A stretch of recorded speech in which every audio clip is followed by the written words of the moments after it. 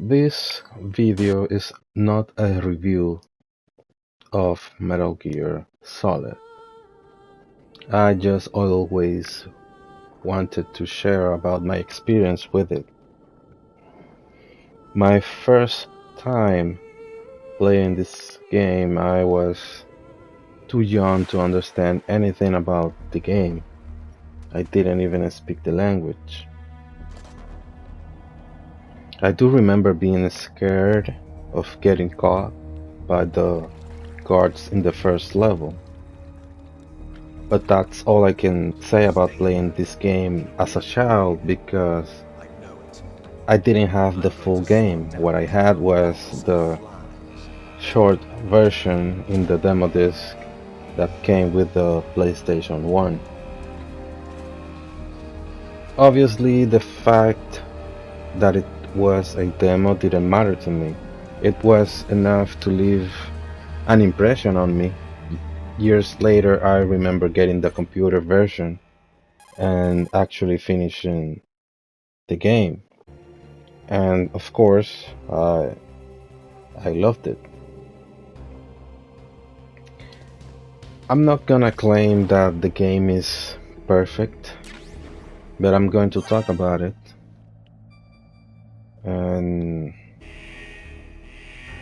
you start this game playing as a Snake, a trained and experienced infiltrator. You are given a mission with two objectives: rescuing some guys and finding out if the bad guys have the ability to make a nuclear strike, and stop them if they do.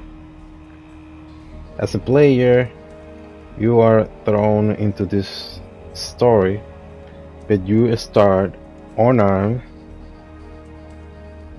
so you have to infiltrate the facility without being detected to complete your missions. On your way, you'll find weapons and devices that will be helpful later on, but what I find interesting is that you actually fail to rescue both targets. The DARPA chief, you never even met the guy. He was dead before you arrived, probably. And Baker, the president of Armstead, dies after you rescue him. Again, something that in video games was rare. Most games that I played you couldn't win the game without achieving your objectives. The thing that I like the most about this game is how realistic it felt. Yes, the graphics wasn't that advanced, but there was an attention to details, like with textures, the lighting, the materials, the physics, the sound effect, music, voice acting, for the most part. It was all great. Simple things like the characters breathing in the cold weather was fairly portrayed, and all those things added up to a very real and a special experience to me. Obviously, the characters,